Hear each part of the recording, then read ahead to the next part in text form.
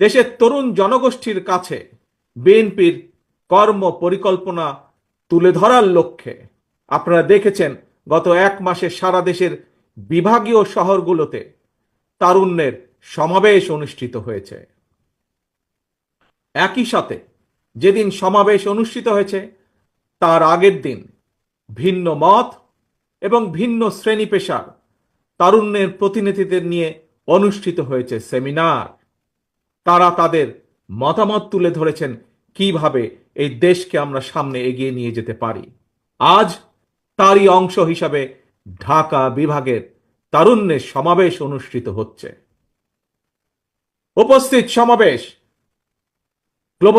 গ্লোবালাইজেশনের এই সময় মানুষের আকাঙ্ক্ষা এখন আর স্বপ্ন দেখার মধ্যে সীমাবদ্ধ নয়। এখন সকলের সামনে সম্ভাবনার সকল দ্বার উন্মুক্ত। এই সম্ভাবনার বাস্তবায়ন ঘটিয়ে বাংলাদেশকে সমৃদ্ধি এবং সাফল্যের দিকে এগিয়ে নিয়ে যেতেই হবে আমাদেরকে।